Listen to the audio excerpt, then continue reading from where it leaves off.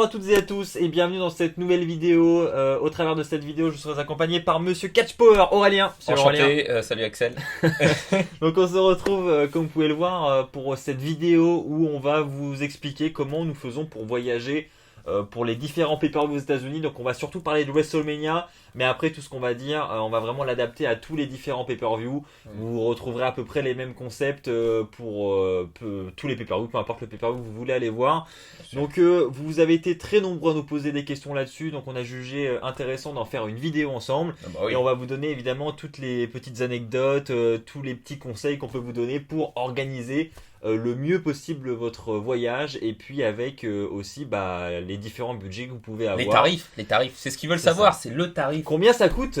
Et on va en parler au travers de cette vidéo. On va vous expliquer comment partir aux États-Unis pour un show aussi bien avec un petit budget qu'avec un budget un peu plus gros où on peut un petit peu plus se faire plaisir. Où on peut dépenser. Tout vous expliquer. C'est parti. Ça part maintenant.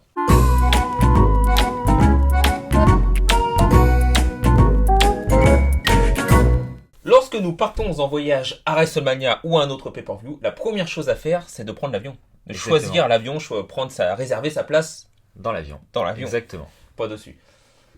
Donc je vais passer la parole à Axel, puisque c'est Axel qui s'occupe des réservations des avions. Moi je n'y connais strictement rien. C'est Axel qui fait tout, il connaît toutes les petites techniques, les astuces, Et ouais. Alors pour réserver l'avion, comment ça se passe? Alors vous avez beaucoup de questions en ce qui concerne l'avion. Premièrement, pour réserver un vol le moins cher possible, le mieux c'est de suivre le prix des vols au quotidien. Il faut savoir que ça fluctue de jour en jour, ce n'est jamais les mêmes prix. Donc il faut vraiment suivre ça au plus près. Donc moi j'utilise Google Flight, qui est un outil hyper puissant pour réserver les billets d'avion. Donc c'est un outil dans lequel vous allez saisir votre adresse de départ et votre adresse de destination. Donc on va prendre l'exemple de Paris Tampa par exemple pour WrestleMania 36. Ensuite vous saisissez vos dates de voyage souhaitées, vous validez et Google Flight va faire tout le travail pour vous. C'est-à-dire qu'il va vous trier les vols du moins cher au plus cher. Avec les différentes compagnies, vous pouvez également filtrer en fonction des compagnies aériennes que vous souhaitez choisir pour votre vol. Et en plus de ça, si jamais vous êtes flexible sur les dates, vous pouvez sélectionner des dates différentes. Il va vous afficher les prix en fonction des dates. Et vous pouvez donc ainsi réserver des billets d'avion qui sont encore moins chers à des dates qui peuvent tout aussi bien vous convenir. Donc c'est super intéressant. Moi je procède toujours comme ça avec Aurélien. On est toujours assez flexible sur les dates. Évidemment on part durant les événements. Ça dépend. On va être là pour les shows. Ouais, voilà, c'est ça. Faut qu'on arrive à... Faut qu'on soit présent avant la semaine de WrestleMania par exemple. C'est ça. Avant le jeudi en gros. C'est ça, avant le début des access.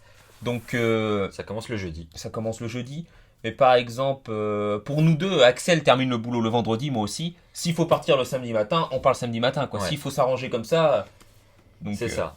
On est vraiment hyper flexible là-dessus. Ouais. Pareil, si jamais le vol le moins cher, il est le mercredi, on le prendra le mercredi. On arrivera pile poil pour commencer notre semaine de WrestleMania. Mais au moins, on a un billet d'avion qui est pas cher. Donc ça, c'est la première chose à savoir. Donc pour ça, Google Flight, il est vraiment génial. Et en plus de ça, il a un petit truc sympa, Google Flight, c'est que vous pouvez vous abonner à un vol. C'est-à-dire que vous saisissez vos critères de recherche. Ensuite, vous vous abonnez à ces critères de recherche-là. Et dès que les prix pour ce vol-là évoluent, dès que soit ça augmente, soit ça baisse, vous pouvez être notifié et recevoir un mail. Donc ça, c'est hyper pratique. Ouais. Il faut savoir que des fois, en plein milieu de la nuit, les prix chutent. Et donc là, vous pouvez réserver votre vol à ce moment-là. Alors maintenant, quand réserver son billet d'avion? Parce que ça va beau augmenter, baisser. Quand est-ce qu'on sait si c'est vraiment le bon prix, le meilleur prix? Est-ce que ça va pas encore baisser? Après, il me semble aussi que sur ce site Google Flight, il y a aussi une notification qui dit que les avions sont au plus bas. Oui. Donc déjà, on a une petite idée. Il y a une petite idée du prix, quoi. Là, on se dit, on va pas acheter puisque c'est au plus cher, donc on va attendre un petit peu. Et des fois, ça dit vraiment, là, vous êtes au plus bas, donc... Il n'y a pas vraiment de meilleure période pour acheter ses billets d'avion. Il faut vraiment regarder régulièrement.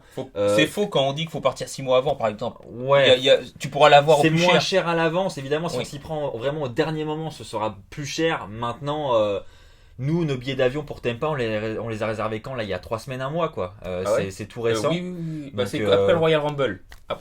C'est ça. Donc, on a attendu vraiment le dernier moment et on a payé, je pense, nos billets d'avion le moins cher possible. Ouais. Donc, pour vous donner un exemple, nous, on a payé nos billets d'avion 350 € chacun. Donc franchement, pour un aller-retour avec Air France sans escale, parce que nous on aime bien quand même avoir un minimum de confort dans l'avion, surtout quand on est dans des longs courriers comme ça. C'est assez long dans l'avion, donc il faut un minimum de confort, et c'est pour ça qu'on prend des grosses compagnies comme Air France et qu'on prend pas du low cost. Mais franchement, 350 € pour un vol Air France aller-retour, c'est plus que correct. Avec le bagage en soute, donc on en reviendra au travers de cette vidéo, puisque le bagage en soute va nous servir à rapporter les chaises en fait. Par exemple, si on est ringside et qu'on veut ramener notre chaise chez nous, comme les chaises que nous avons là d'ailleurs. Autre chose à savoir pour les billets d'avion, nous on procède souvent comme ça avec Aurélien. On est assez aussi flexible sur les villes d'atterrissage. Il faut savoir que voilà, la Floride, c'est pas un hyper grand état non plus aux États-Unis, c'est assez petit.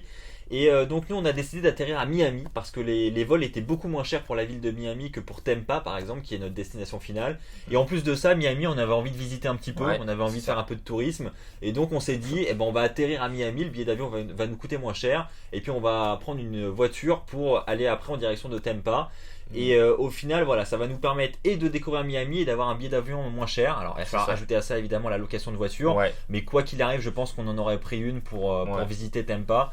Donc, donc au final, c'est kiff et pour nous c'est plus avantageux. Bien sûr. Donc voilà, je pense aussi à Los Angeles par exemple où aura lieu WrestleMania l'année prochaine. Si vous êtes flexible sur les villes de destination, je sais que les Paris-San Francisco par exemple sont vraiment pas chers. Je pense même qu'ils sont moins chers que Los Angeles. Donc voilà, il faut essayer faut être malin, essayer d'aller voir les prix des différentes villes et juger si ça vaut le coup ou pas d'atterrir dans une autre ville qui est pas loin de votre destination finale.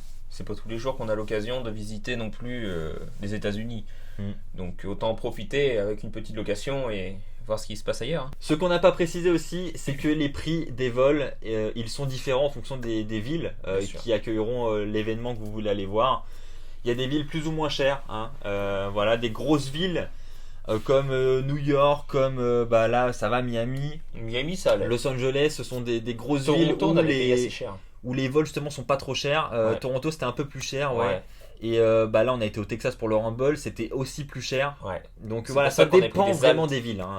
Là on est sur 350 € pour Miami, mais il faut savoir que je pense que c'est difficile de trouver moins cher que ça, en tout cas avec le même confort.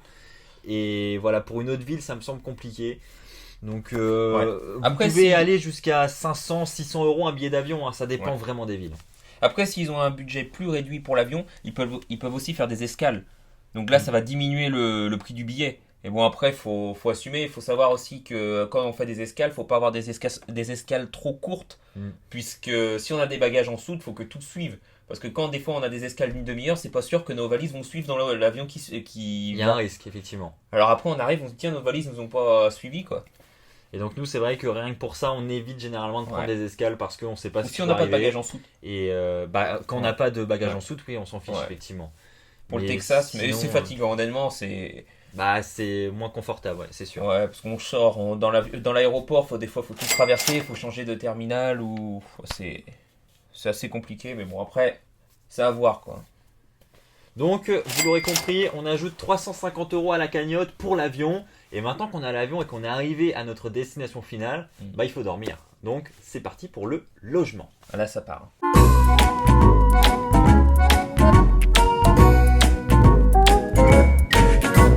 Alors, pour le logement, vous avez plusieurs possibilités. Aurélien, quelles sont les possibilités de logement quand on part aux États-Unis ? Alors les possibilités c'est très très simple. Alors nous partons soit avec Airbnb, nous louons notre logement avec Airbnb ou avec Booking.com. Donc nous prenons la plupart du temps quand même Airbnb quand nous souhaitons avoir quelque chose de correct et qui sort de l'ordinaire. C'est-à-dire un petit peu comme New York, des fois il y a des endroits où c'est pas situé pareil. C'est surtout que New York, les Airbnb sont quand même beaucoup moins chers que les hôtels. Ça. Pareil, les hôtels, ça dépend des villes, quoi. Vous avez des villes où les hôtels vont être extrêmement chers et d'autres où ça va être correct et ça va se valoir avec un Airbnb. Mais là, ça dépend encore une fois des villes. Par exemple, pour New York, quand il y a eu les Access, l'Airbnb était idéal pour nous puisqu'il était situé dans un quartier de Brooklyn où c'était qui était assez pauvre, honnêtement. C'était pas un Airbnb de fou, mais il y avait clairement le confort qu'il nous fallait. Et on était juste à côté des Access, parce que ça a tellement été difficile l'année dernière à WrestleMania pour se débrouiller en termes d'access et se rendre au show d'ailleurs, puisque tout était aux quatre coins de l'État plutôt. Donc voilà. Donc pour les Airbnb ou les hôtels, parce que c'est équivalent en fait, hein, le tarif c'est environ 100 € la nuit pour avoir quelque chose de correct. C'est ça. Après on peut choisir, je me souviens pour WrestleMania 34, où nous étions partis avec une agence, et notre hôtel c'était comment? Le Days Inn. Le Days Inn. Alors là c'est comme si on prenait un hôtel F1 en France, pour ceux qui connaissent. Et bah là c'est vraiment minime, hein. Vous aurez des nuits beaucoup moins chères, en dessous de 100 dollars, ou 100 €. Mais par contre, c'est vraiment pas du tout tout confort, hein. Bah ouais, c'est vraiment un strict minimum. Mais après, faut savoir ce qu'on veut, hein. Après, personnellement, moi, tant que je suis à WrestleMania, s'il faut au moins avoir un toit, on a quelque chose de correct. Mais nous, bon, on a envie de se faire plaisir, donc on essaye d'avoir un budget de 100 € par nuit et avoir des logements plutôt sympas. Par exemple, à New York, on avait des trucs à Wall Street, c'était vraiment excellent, hein. C'était des super beaux logements. Et il faut savoir que c'est 100 € la nuit, mais si vous partez à plusieurs, c'est notre cas, on part à deux, on divise par deux. Donc ça fait 50 € chacun. Donc au final, plus vous êtes nombreux, moins ça vous coûte cher le logement. Et là-dessus, les Airbnb peuvent être très intéressants parce que si vous partez en groupe, si vous êtes à 6 ou 7 personnes, vous divisez le prix de la nuit par 6 ou 7, bah là ça vous fait une nuit à quasiment que dalle, quoi. Franchement, c'est hyper avantageux. Donc là-dessus, le conseil qu'on peut vous donner, c'est vraiment de regarder les deux, regarder les hôtels, regarder les Airbnb, comparer les prix. Pareil, on peut en fonction des villes, voilà, ça dépend. Et si vous êtes proche du centre-ville, si vous êtes plus excentré, ça dépend de plein de facteurs. Ça dépend de ce que vous voulez. Est-ce que vous voulez vous rendre aux événements ensuite de catch à pied? Est-ce que ça vous dérange pas d'être un peu plus loin et d'après prendre un taxi ou un Uber pour vous rendre aux événements ou les transports en commun? Voilà, il faut juger tout ce tas de facteurs. Sinon, les avantages de Airbnb, c'est assez simple. Vous avez des tonnes et des tonnes de logements, une application simple à utiliser. Même pour communiquer avec les propriétaires. Exactement. Dès qu'on arrive aux États-Unis, on peut communiquer avec eux. Tiens, on leur dit, bah là, on arrive à l'aéroport, bah pas de souci. Moi, je serai disponible à l'Airbnb. Je sais pas, on arrive à 9h du matin à New York. Il dit, bah à 10h, moi, je serai au logement, quoi. On s'attend, on se rejoint là, on se passe les clés. Si lui, il peut pas, il y a des boîtiers spécifiques à l'entrée avec un code. Et là, il cache la clé à l'intérieur. Donc, c'est super bien fait. C'est très souvent comme ça d'ailleurs. C'est souvent, ce qu'ils appellent les entrées autonomes. Donc la clé est vraiment enfermée dans une boîte et vous avez un code pour ouvrir la boîte et avoir la clé. Vous avez accès au logement sans avoir affaire au propriétaire. Nous, on a déjà loué de nombreux Airbnb sans avoir vu le propriétaire. Donc on est vraiment libre là-dessus. Donc ça, c'est pas mal. Bien sûr. Et l'avantage de Booking, c'est un hôtel. Hein, vous avez tout le service qui va avec. Et vous avez parfois l'annulation gratuite. Vous pouvez réserver votre nuit d'hôtel à l'avance et si au dernier moment vous trouvez un hôtel moins cher ailleurs, vous pouvez l'annuler. Et ça peut être très pratique aussi hein, si vous trouvez vraiment un hôtel mieux ailleurs et moins cher. Donc il y a le pour et le contre de chaque, à voir ce que vous souhaitez, mais on vous a dégagé les principaux avantages de chacune de ces méthodes. Alors maintenant, la question que nous pouvons nous poser, c'est combien de temps faut-il rester sur place? En 3 semaines. Au moins. Ouais, au moins. Pour les gros budgets, c'est l'idéal, hein, des vacances de 3 semaines pour le catch.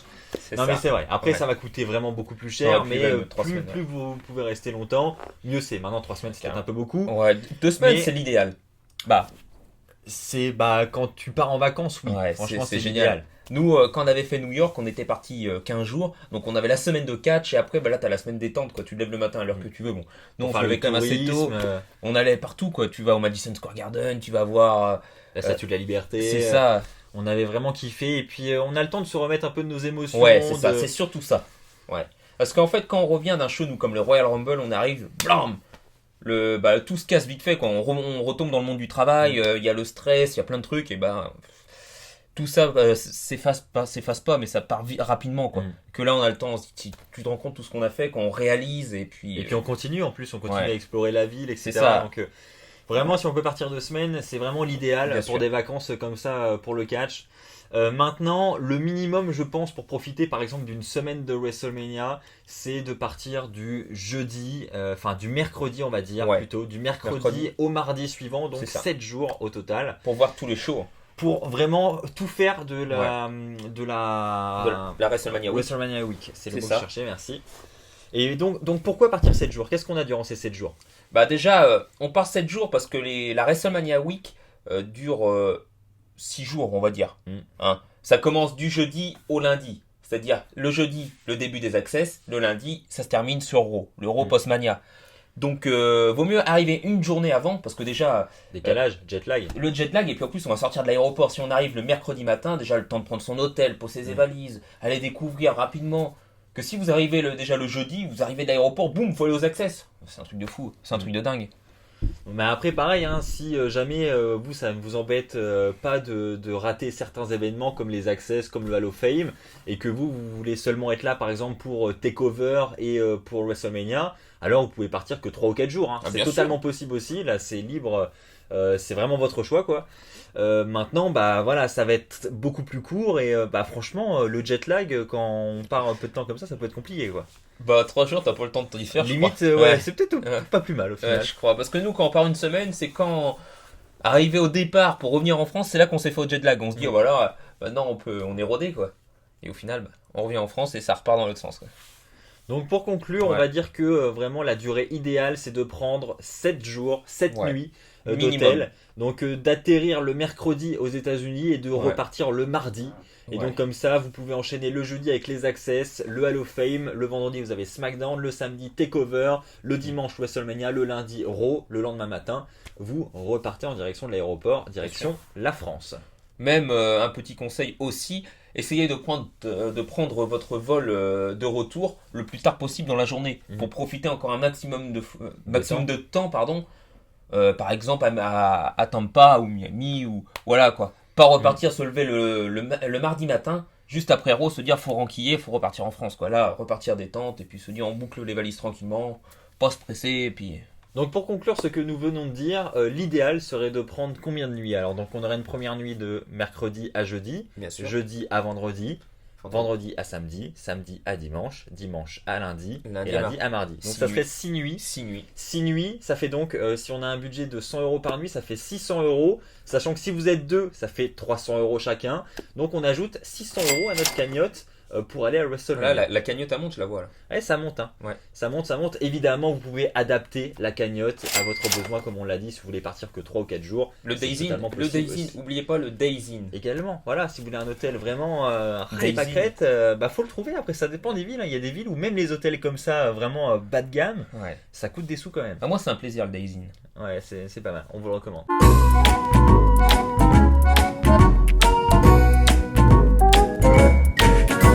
Alors maintenant que nous sommes bien arrivés aux États-Unis, nous avons pris place à notre logement, il ne nous reste plus qu'à nous déplacer aux États-Unis pour nous rendre aux différents événements. Donc la meilleure façon pour se déplacer, c'est... je vais te laisser expliquer, Axel. Alors quels sont les différents moyens de locomotion que vous avez aux États-Unis? Ça va dépendre d'un tas de facteurs. Premièrement, si votre logement est en centre-ville et qu'il est peut-être à côté de l'arène qui accueillera les différents shows, dans ce cas-là, vous n'avez pas besoin d'un moyen de locomotion particulier. Vous pouvez vous déplacer à pied. Et donc là, ça vous coûtera 0 € et c'est très très bien. Par contre, généralement, évidemment, les logements qui sont proches des arènes comme ça sont beaucoup plus chers. Donc voilà, faut peser le pour et le contre. Ensuite, si vous êtes un petit peu plus loin et pas trop, vous pouvez peut-être investir dans les Uber, donc qui sont des taxis aux États-Unis. Donc ça va vous coûter à peu près 10 $ par course en moyenne. Et donc pareil, hein, c'est 10 $ par course. Donc si vous êtes 2, vous divisez le prix par 2. Si vous êtes 3, vous divisez par 3. Si vous êtes 4, vous divisez par 4. Si vous êtes 5... Merci. Il n'a pas qu'un physique. Hein. Et franchement, il est... donc les Uber, ensuite à part les Uber on a les voitures de location, on en parlait un peu tout à l'heure. Bien sûr. Là vous pouvez donc vous permettre d'être un peu plus loin et plus excentré de la ville et ainsi avoir un logement beaucoup moins cher. Même pour les activités. Par contre avoir une voiture de location pour les activités aussi, parce qu'il faut savoir que c'est très pratique. Surtout quand vous avez des sacs, nous on emmène des ceintures pour les dédicacer, etc. Quand on n'a pas de voiture et qu'on y va en Uber, on a tout sur nous et on peut pas se dire tiens on va les laisser dans le coffre le temps qu'on va faire autre chose. Non, peut pas, on n'a pas de voiture, donc on est obligé d'avoir toujours ça sur nous et ça peut être galère. Donc la voiture c'est quand même un beau confort. C'est un confort. Après, à part la voiture en moyen de locomotion, il y a aussi les transports en commun, que ce soit le métro, que ce soit les bus, que ce soit les chariots avec le mec qui pédale. Mais là, même problème par contre. Là, dès que tu as tes affaires avec toi, tu les as pour la journée. Quoi. Voilà, je suis d'accord. Dès que tu quittes ton logement, tout ce que tu as avec toi, c'est pour la journée. Il y en a, ils sont pas têtus, ils vont aux Access avec une feuille volante. Hein. Ouais, non, mais oui, après ça dépend de ce qu'on veut faire signer. Et peut-être que les abonnés ne seront pas dans ce cas et qu'un sac à dos suffit. Dans ce cas-là, oui, effectivement. Il y a pour un sac à dos. Oui, ça faudra le préciser, on va le préciser juste après. Mais voilà pour les moyens de locomotion. Donc là, pareil, hein, ça va dépendre. On va rien ajouter dans la cagnotte parce que ça dépend vraiment des besoins de chacun. Bien sûr. Les Uber vont vous coûter plus ou moins cher en fonction du nombre de trajets que vous allez faire. Puis- La voiture de location, est-ce que vous en avez Ouais. tous besoin? Si vous en avez besoin, faut savoir que ça dépend aussi des villes, mais en moyenne, voilà, ça va être 300 € pour la semaine, un truc comme ça. Alors aussi, ce qu'il faut savoir, c'est que la location de la voiture, vous allez payer plus cher en fonction de votre âge. C'est-à-dire que la majorité là-bas, c'est 21 ans, enfin bref. Mais jusqu'à 25 ans, 26 ans, bah, c'est assez cher en fait, parce qu'on va souscrire une assurance pour jeune permis, jeune conducteur. Vous êtes considéré comme jeune permis aux États-Unis. C'est ça. Ouais. Alors du coup, bah, vous payez Plus cher. plus cher. Bah, pas mal quand même, parce qu'on avait été surpris à New York. Hein. C'est beaucoup plus cher Ouais. quand vous êtes jeune C'est permis. beaucoup plus cher. Et donc, si vous avez plus de 25 ou 26 ans, je sais plus, c'est 25 ou Je 26, sais plus. bah, vous allez payer, vous n'allez pas payer ce supplément. Et donc C'est là, ça. ça peut être avantageux parce que Ah, franchement, les voitures de location, c'est pas très Non. cher. Après, en ce qui concerne la conduite sur place, franchement, ça se fait bien, quoi. Oui, ça se fait Le, bien. le code de la Ouais. route, il est un peu comme il paraît ici. Bon, il y a des petites choses qui diffèrent. S'adapter quoi. Voilà, c'est les feux tricolores, c'est pas exactement le même fonctionnement, mais Ils sinon, sont- voilà, franchement, nous, on n'avait jamais conduit aux États-Unis et ça s'est super bien passé, Ouais, malgré qu'on soit jeune conducteur. Enfin voilà, je veux dire, tout le monde est capable de conduire Oui. aux États-Unis. faut prendre son temps. On a même conduit dans New York. Bon, New York, après, tout est en sens unique, donc ça Ouais. aide aussi. Ouais. Mais enfin, voilà, tout ça Dans pour dire Dallas. que tout est possible. Franchement, Ouais.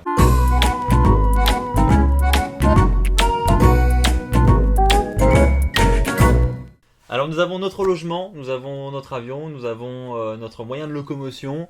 Maintenant, il faut se rendre au show. Et donc pour se rendre au show, il faut déjà avoir une place. Ou alors on peut aller à l'aventure et acheter notre place au dernier moment et croiser les doigts pour qu'il en reste. Hein. Après, ça peut se tenter. Mais sinon, il est préférable quand même d'avoir ces places en amont. Et donc comment ça se passe pour réserver les places? Combien ça coûte? Comment Ouais. ça se passe pour récupérer les tickets? Enfin voilà, il y a des tas de questions qui se posent. On va y répondre avec vous. Alors Aurélien, on va commencer peut-être par la place qui intéresse tout le monde, je pense, la place de WrestleMania. Ouais. Bah, quand est-ce qu'elles sortent déjà les places? Bonne question.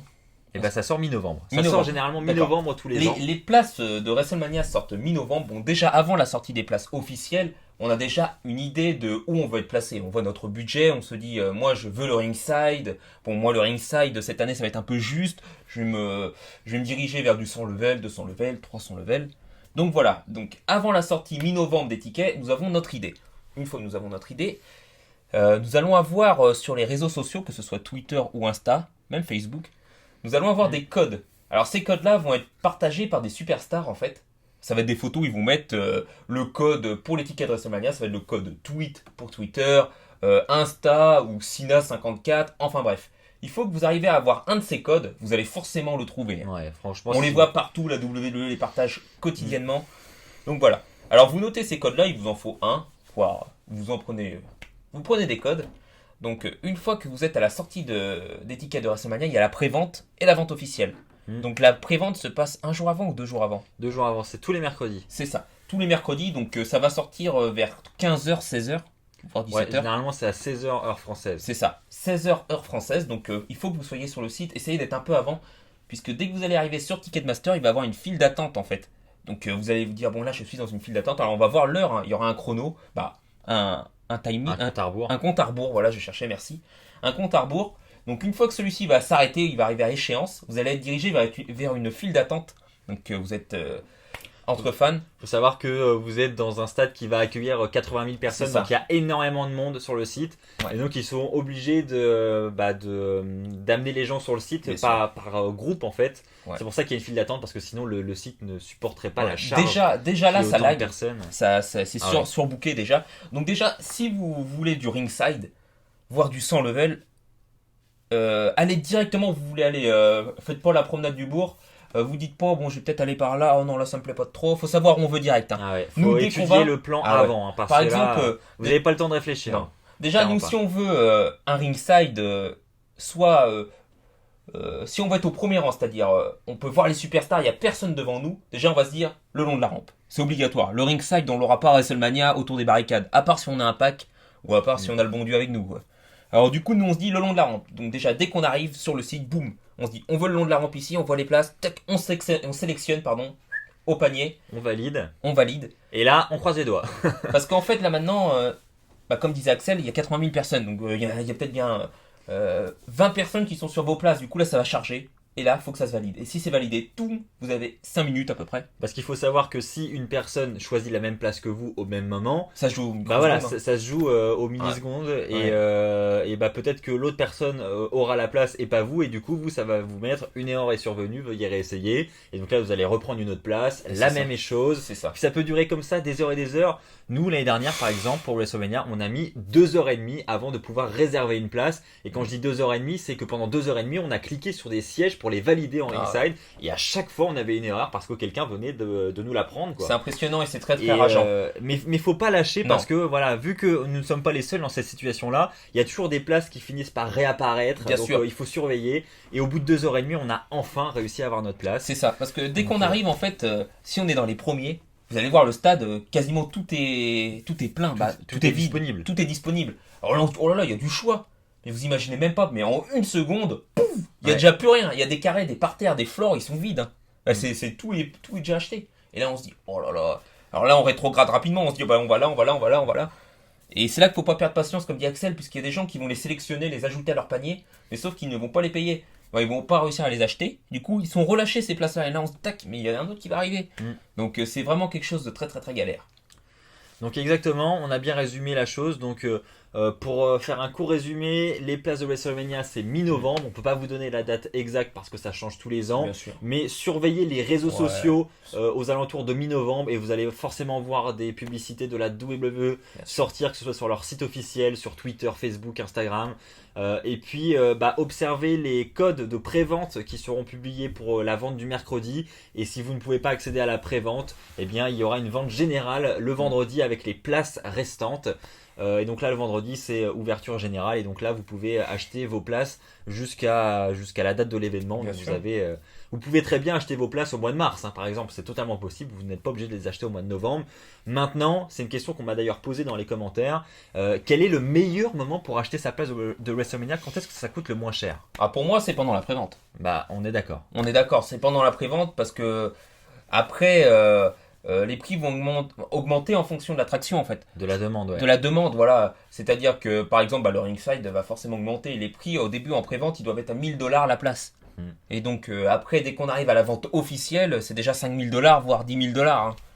Parce que Ticketmaster a inventé un système qui s'appelle le Platinum, qui sont en fait des places qui vont, comme l'a dit Aurélien, augmenter en fonction de la demande.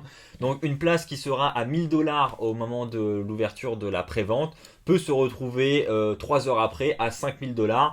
Et si la place n'est pas trop sélectionnée, elle peut 6 mois après redescendre à $1000. Donc ça veut vraiment rien dire. Ça peut monter, descendre. C'est comme pour les avions, faut surveiller. Mais honnêtement, nous on a eu le cas pour SummerSlam où les places ont vraiment dégringolé au dernier moment, la veille du show. Ouais.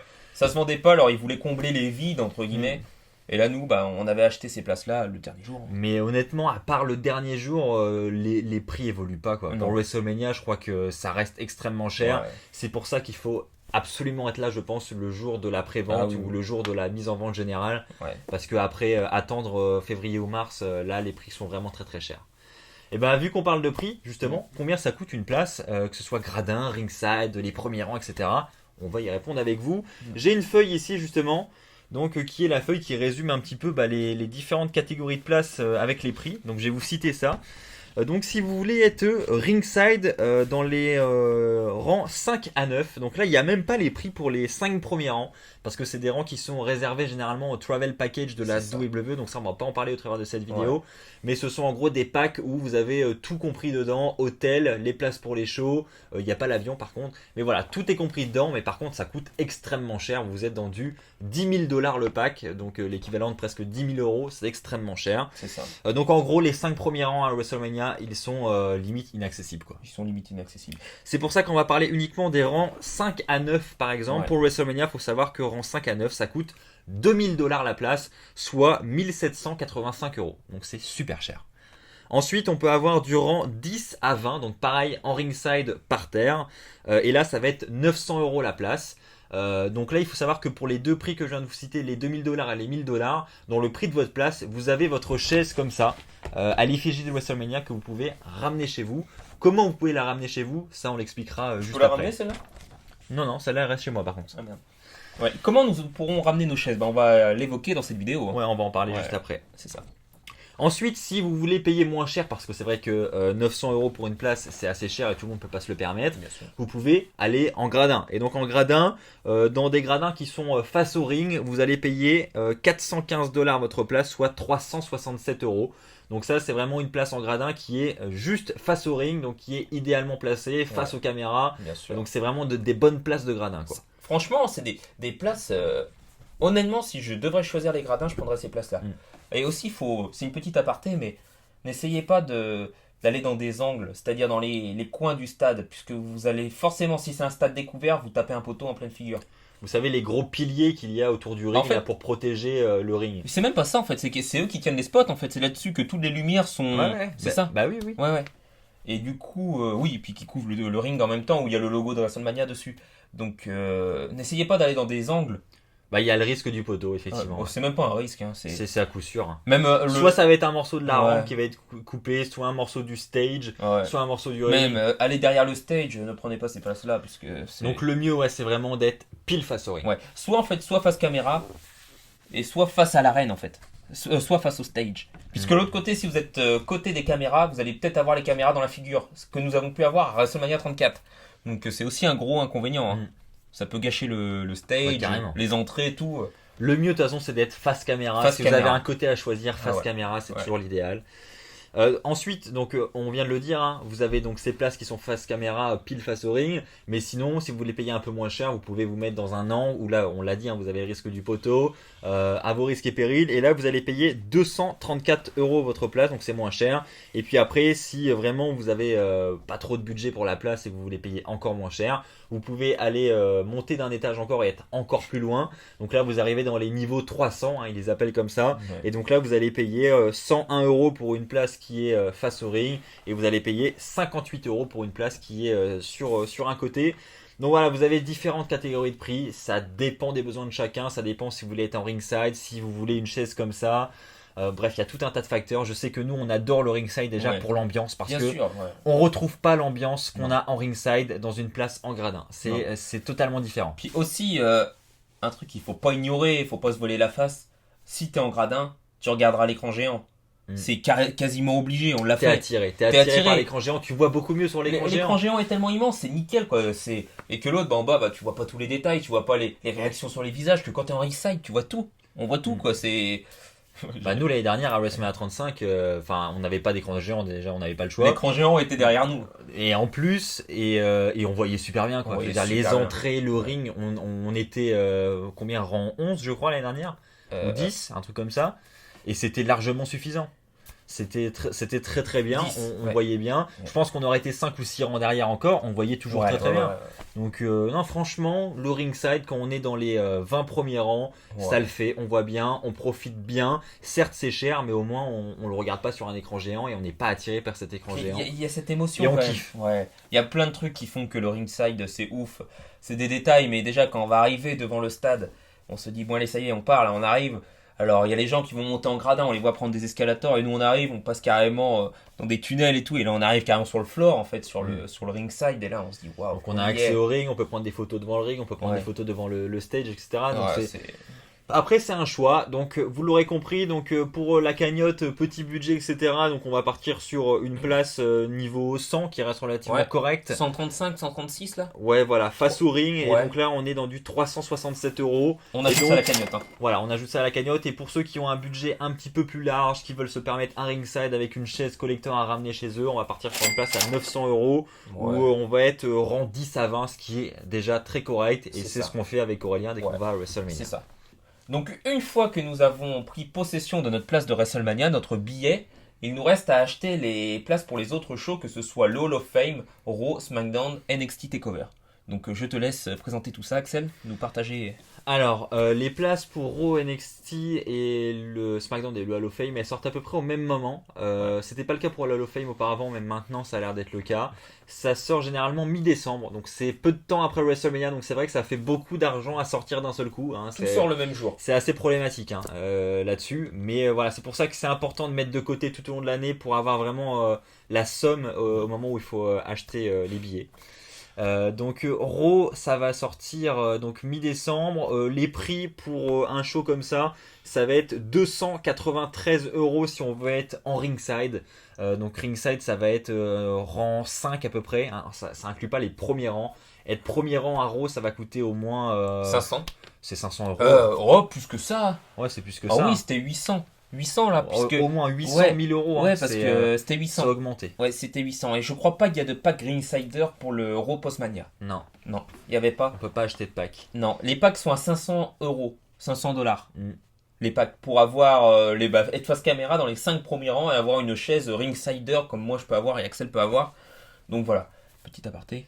Mais ouais, donc le premier rang, ça va être 800 €, 1000 €, donc ouais. c'est des sommes astronomiques, hein, parce qu'on parle pas d'un show comme WrestleMania, ça reste un Raw. Quoi, même le temps, on reste beaucoup moins de temps dans l'arène. Bah oui, donc ça fait très très cher pour ce que c'est, je trouve. Donc c'est pour ça qu'avec Aurélien, nous par exemple, pour cette année à WrestleMania 36, on a pris des places ringside, mais on est au 5e rang, je crois, on n'est pas très loin de la rampe, et on va bien voir, on va être dans l'ambiance, donc c'est le principal. Et donc c'est 293 € la place. Et si vous voulez être en gradin, les places en gradin, c'est possible aussi, ça va être beaucoup moins cher. Beaucoup moins cher, il y a de très très bonnes places aussi. Hein. Et en gradin, voilà, là vous êtes dans des arènes beaucoup plus petites déjà, donc vous pouvez vous permettre le gradin, vous allez bien voir, là vous n'allez pas être attiré par l'écran géant, vous allez bien voir un peu partout. Et là en gradin, on est dans environ 80 € la place, et vous pouvez aller encore plus haut si vous voulez payer moins cher, et là vous allez dans du 50 $, donc environ 45 €. 45 € la place. Donc il y en a vraiment pour tous les budgets. Bien et donc sûr. Ça va être la même chose pour SmackDown, la même chose pour NXT, c'est à peu près les mêmes prix. Le Hall of Fame va être lui un peu moins cher. Un peu moins cher. Le Hall of Fame, ça va être 186 € pour une bonne place en gradin. Ouais. Donc voilà pour les différents tarifs et les différents shows. Je pense qu'il n'y a rien à ajouter. Non, bien sûr, non, tout est bien expliqué. Alors ensuite, une fois que vous avez votre billet, votre ticket pour le show dans votre panier, que ce soit pour WrestleMania, Raw, SmackDown, NXT, tous les shows, une fois qu'il est dans votre panier, ils vont vous demander... un mode de livraison. Un mode de livraison, c'est ça. Alors déjà, aussi, petite parenthèse, ne prenez pas de billet collector. Si vous prenez un billet collector, vous ne pourrez pas l'avoir, puisque c'est seulement réservé aux résidents américains ou canadiens. Donc le billet collector, vous ne l'aurez pas. Et votre place, elle est remise tout de suite sur le marché. Donc vous allez la perdre. Donc ne faites pas cette erreur. Vous dites pas, je vais me faire une petite folie, un petit billet collector qui est un peu plus cher, mais bon, j'aurai le billet collector. Non, parce qu'au moment de la commande, vous allez être bloqué. Et donc, vous n'avez pas de solution que de relâcher la place et de repartir pour la moulinette et de faire la queue. Alors, c'est rageant. Donc, c'est ultra rageant. Donc, ça, on s'est déjà fait avoir plusieurs fois avec Aurélien, malgré que, on le sait qu'il faut pas prendre de collector, mais des fois, on le prend par erreur. Ouais. Et donc, on se fait avoir. Et c'est ultra rageant. Donc, faites attention quand vous commandez vos tickets. Il faut prendre un ticket standard et non pas un ticket collector pour WrestleMania. Et donc les modes de livraison, il y en a plusieurs. Alors les modes de livraison, il y a le pour retirer le ticket à l'arène, ça s'appelle le will call, ouais. Will call. Il y a aussi le e-ticket, le ticket par internet. En fait, vous allez l'imprimer chez vous ou sur votre téléphone. Ouais. Il y a le Go Mobile, donc c'est sur le téléphone. Le Go Mobile. Il y a le e-ticket, donc on l'imprime chez soi. Ouais, c'est ça. Et le will call, où là on a le ticket original en fait avec le ticket imprimé, cartonné. Matérialiste, quoi, le format matériel. Je sais pas comment on dit ça. Enfin bref. Alors pour notre part, nous on préfère avoir le ticket. Le ticket original, quoi, pour avoir la pièce de collection. C'est ça, la petite pièce de collection qui est sympa, même pour WrestleMania. C'est le ticket du stade. C'est marqué par exemple pour WrestleMania 35, MetLife Stadium. C'est vraiment sympa. Donc voilà, mais bon, après pour les personnes qui veulent pas se prendre le chou, vous pouvez l'imprimer chez vous. Ils l'impriment chez eux. Et sinon, le will call, comment ça se passe? Donc, vous cochez ça au moment de la commande. Donc, vous n'allez pas avoir votre ticket sur le moment. Vous allez seulement pouvoir retirer votre ticket le jour de l'événement. Vous allez à la billetterie de l'arène qui accueille l'événement. Bien sûr. Et donc là, vous présentez votre numéro de commande avec votre pièce d'identité. C'est ça. Donc, il faut que la pièce d'identité, évidemment, soit au nom de la personne qui a passé la commande. Carte bancaire, non carte bancaire, je crois qu'ils ne demandent plus. Ouais, ils demandent plus. Ça dépend. Ouais. Mais même pour les access, par exemple, si vous voulez prendre tout en will call, vous pouvez tout retirer, tous vos billets le même jour. C'est-à-dire que par exemple, vous faites tous les access, tous les VIP possibles. Bah là, vous montrez, là la personne va mettre pas mal de temps à checker tous les trucs, mais vous donnera tous vos billets. Voilà, donc on peut effectivement, si c'est la même arène qui accueille tous les événements, vous pouvez tout donner d'un coup, ils vont vous donner tous vos tickets. C'est ça. Mais voilà, faut pas s'inquiéter, je sais qu'il y en a beaucoup qui sont inquiets, qui passent une commande, qui n'ont pas leur ticket, ils savent pas trop comment ça va se passer. Le will call, c'est ça, c'est très simple. Ouais, voilà. Et vous allez recevoir un mail, paniquer. Un mail de confirmation, et là il y aura votre numéro de commande, et c'est ce numéro de commande qu'il faudra montrer à l'hôtesse pour celle qui donne les tickets à l'accueil, quoi. Et puis là, elle va vous donner vos tickets avec la carte d'identité ou le passeport, plutôt le passeport. C'est ça, exactement. Donc voilà pour le will call, pour les modes de livraison, quelque chose qu'on n'a pas précisé qui est quand même assez important aussi, c'est où est-ce qu'on les achète toutes ces places. Il y a un seul site référence, c'est ticketmaster.com et non pas .fr, c'est le ticketmaster.com. Très important. Non mais c'est vrai parce que c'est totalement différent et on trouve pas les mêmes événements sur les deux sites. Vous trouverez pas WrestleMania, ni Raw, ni SmackDown sur le .fr. Ouais, exactement. Vous allez trouver des spectacles de Gad Elmaleh, des spectacles de qui vous voulez, mais il y aura pas WrestleMania. C'est ça. Donc ticketmaster.com. Après, ça dépend aussi de certains événements. Donc c'est lui principalement. Généralement, la WWE l'annonce quand elle fait ses posts sur les réseaux sociaux, sur son site officiel.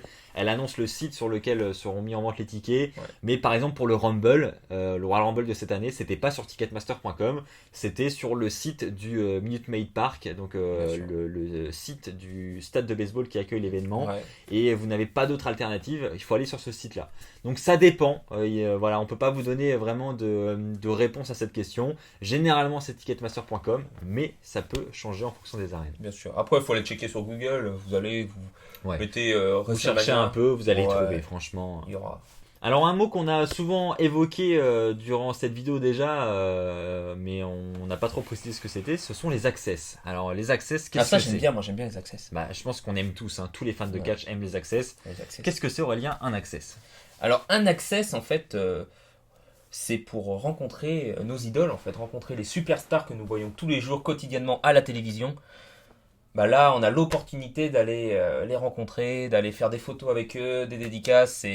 C'est un rêve pour beaucoup de monde de pouvoir faire ça.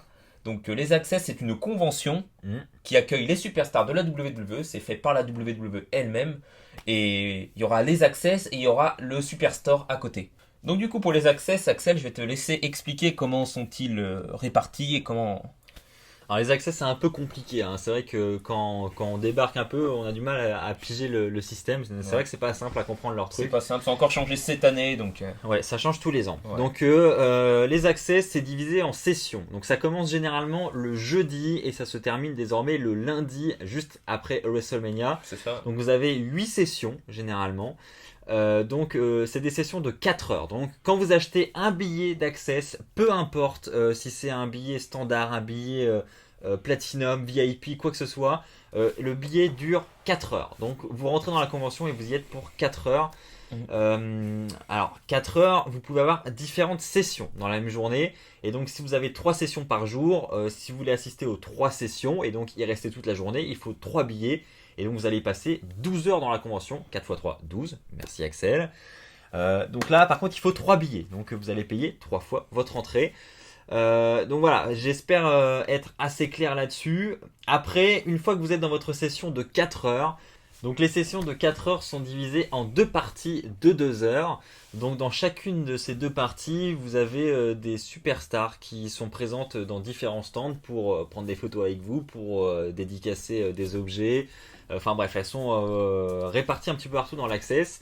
Et donc vous avez une liste de superstars pour ces 2 premières heures. Et au bout de ces 2 premières heures, il y a un roulement en fait où les superstars changent, elles tournent. Et donc on a de nouvelles superstars qui arrivent et qui remplacent les anciennes. Et donc voilà, vous l'aurez compris, en fait c'est comme une mi-temps en fait, session de 4 heures, mi-temps au milieu. Et vous avez des nouvelles superstars qui arrivent pour la deuxième mi-temps. Vous pouvez du coup faire de nouvelles files d'attente pour aller rencontrer ces nouvelles superstars.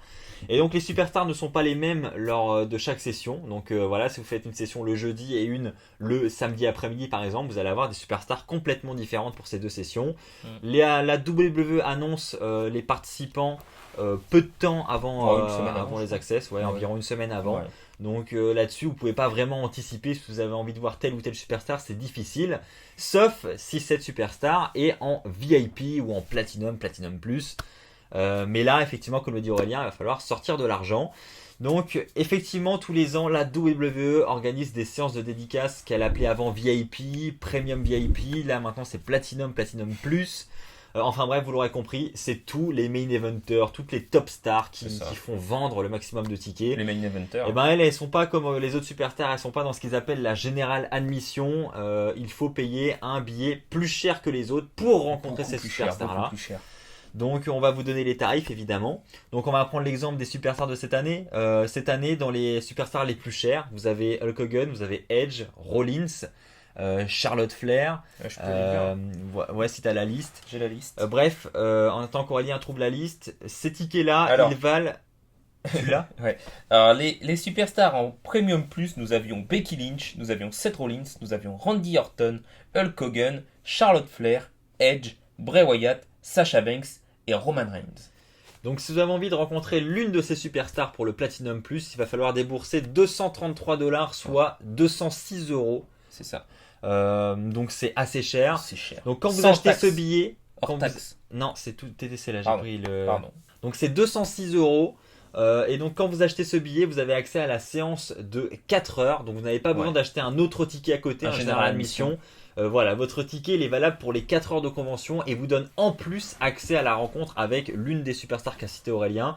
Et donc vous avez votre photo pro, prise par un photographe professionnel, plus une dédicace avec cette superstar Platinum Plus. Ouais. Après, vous avez une autre catégorie superstar, vous avez les Platinum simples. Ouais, et donc là, nous retrouvons... Alors, nous retrouvons AJ Styles et The O.C. Nous allons retrouver le New Day, Rey Mysterio. Non, nous n'avons plus, excusez-moi, c'est The Miz et John Morrison qui ont remplacé Rey Mysterio et Ken Velasquez. Nous avons Rhea Ripley et Keith Lee. Nous avons la NWO, Scott Hall, Kevin Nash et X-Pac. Nous aurons Drew McIntyre et l'Undisputed Era. Voilà, donc là, c'est une catégorie superstar jugée par la WWE comme étant un peu moins importante et donc le prix est plus faible. Ouais. Donc là, on a du $157 et donc c'est 139 € par ticket. Et donc là, c'est la même chose, vous payez pour les 4 heures. Et ensuite, vous avez donc la catégorie encore en dessous. Et là, c'est ce qu'on appelle le General Admission où vous n'avez pas accès à ce superstar-là. Non. Il faut savoir que si vous n'achetez pas votre billet pour ces superstars-là, vous n'aurez pas possibilité du tout de les rencontrer parce qu'ils ne seront jamais en General Admission. Il faut vraiment acheter un billet VIP pour pouvoir les rencontrer.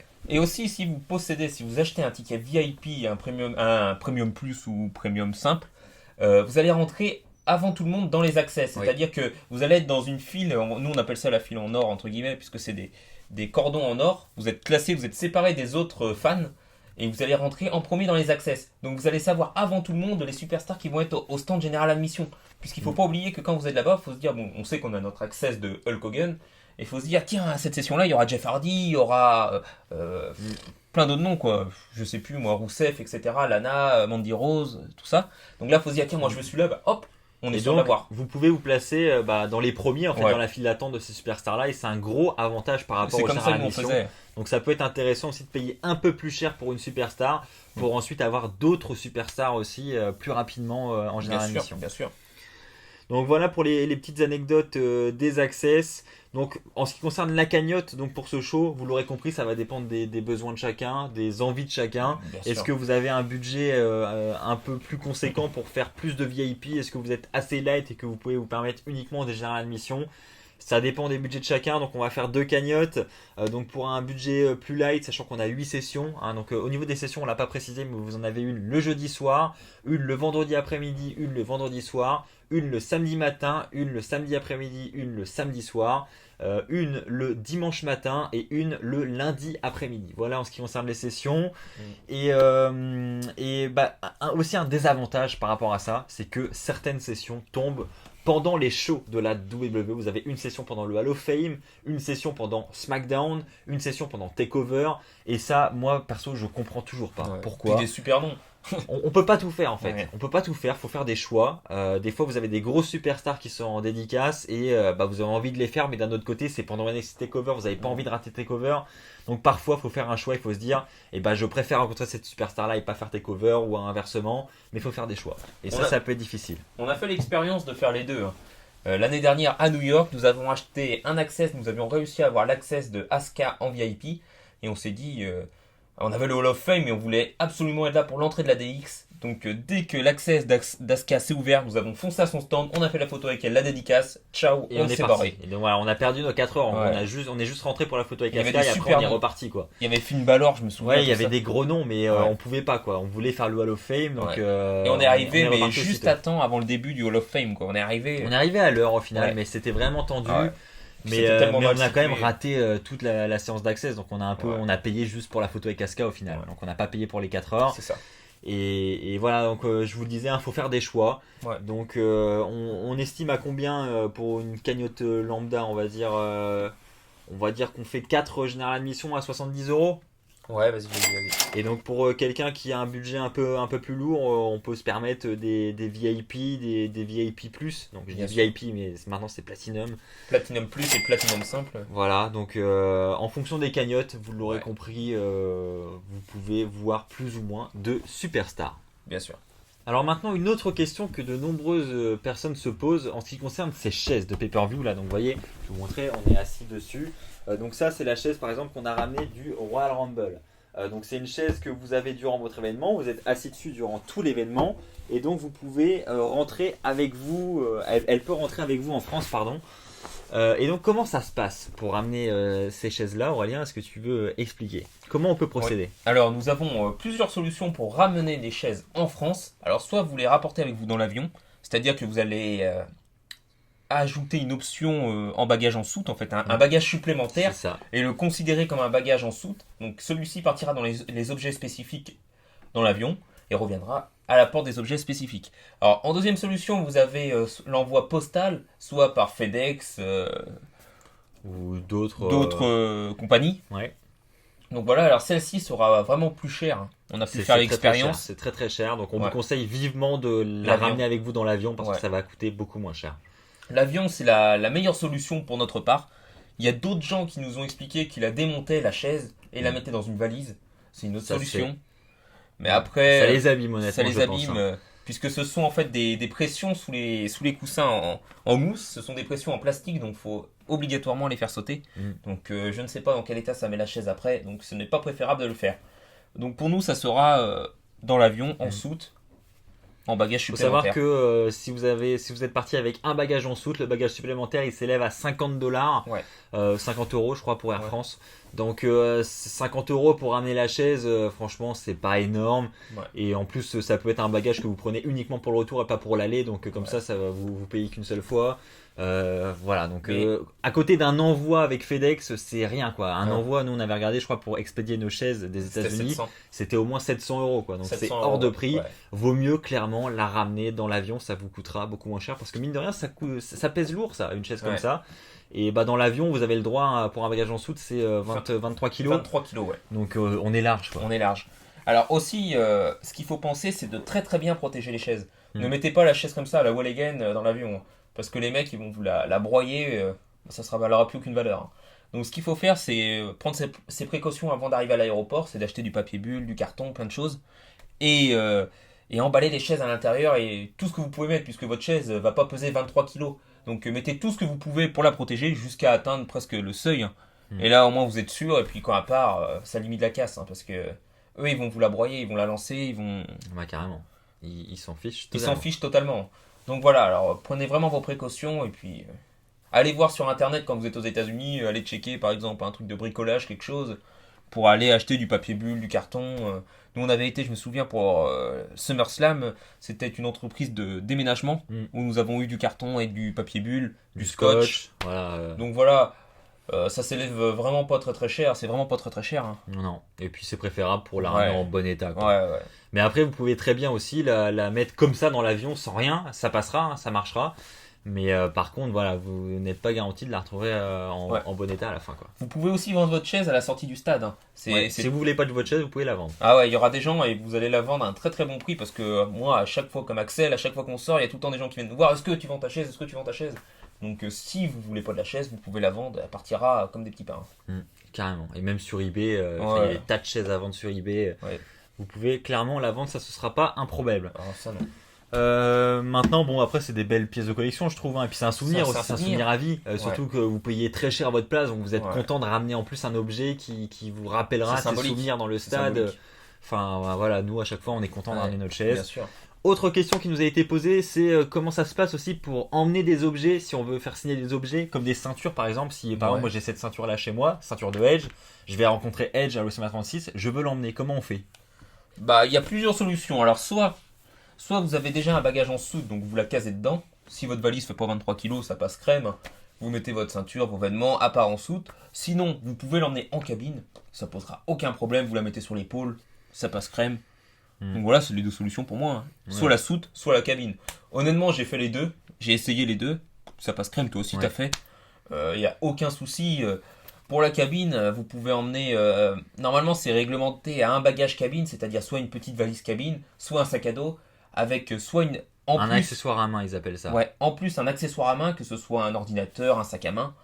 Mais moi, je vois pour le Royal Rumble, après c'est des risques que j'ai pris. J'avais un gros sac à dos qui était rempli, j'avais une valise cabine, donc ils m'ont rien dit. Hein. Non. Et même si j'aurais une ceinture en plus, ça passe. Mais bon, après, faut... De toute façon... S'ils ne sont pas d'accord avec vous, ils vont pas vous garder vos objets, ils vont pas les foutre à la poubelle. À moins que ce sont des trucs interdits. Ils vont vous demander de payer, forcément. Voilà. Mais après, vos objets, vous les rapporterez avec vous. Donc il n'y a pas de...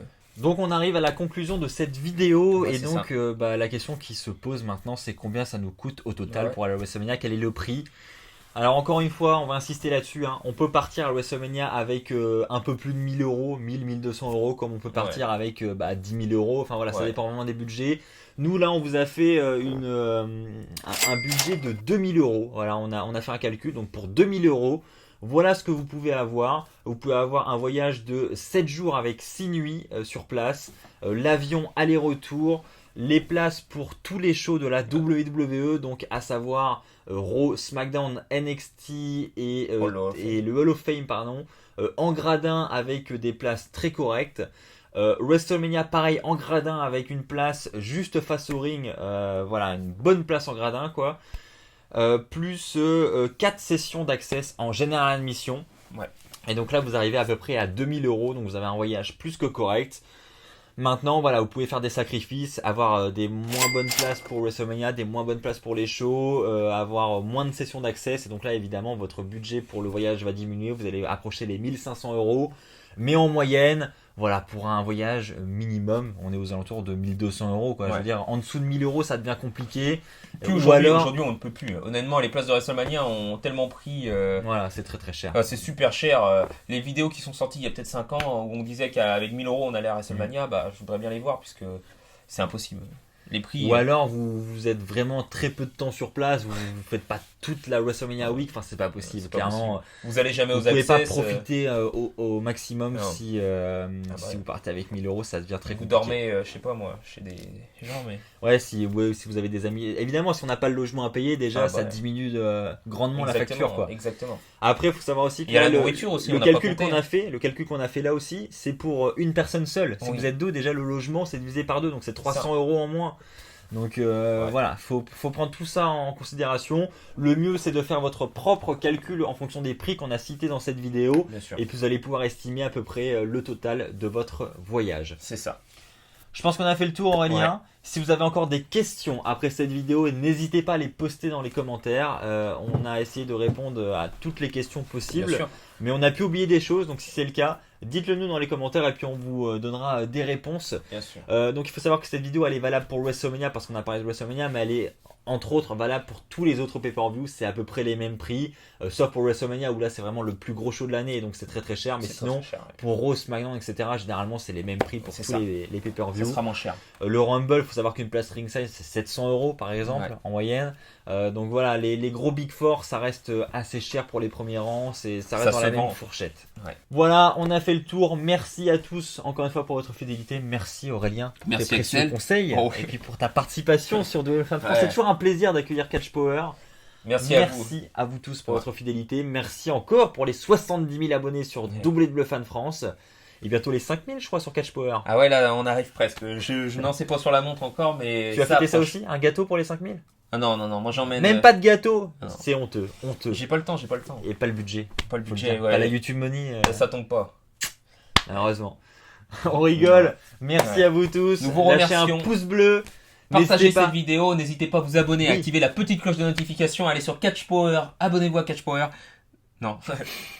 Vas-y, fais ta pub. Vas-y, je t'en prie. Non mais ça va faire combien de temps là qu'on est ici? Ça va faire 1 heure au moins, je pense. Hein. Donc n'hésite pas. Vas-y, fais ta pub. Non, c'est bon, j'ai fait. C'est ton moment. Vas-y. Salut les amis, j'espère que vous allez tous très bien. Ici, vous êtes rendus sur Catch Power. Alors, n'hésitez pas à vous abonner à la chaîne WWE Fan France, à activer la petite cloche de notification, à lâcher un pouce bleu si cette vidéo vous a plu, si elle t'a plu, bien sûr. Et puis n'hésite pas à la commenter pour nous donner ton avis sur cette vidéo, à nous poser des questions, nous prendrons le temps d'y répondre. Et à t'abonner à Catch Power. Ouais, vas-y, tu peux la placer, je t'ai dit. Allez, c'est bon. Voilà, merci à tous. Prenez soin de vous. Et puis, comme d'habitude, n'oubliez pas, soyez toujours très fiers d'être fan de catch. Allez, bye tout le monde. Allez, ciao.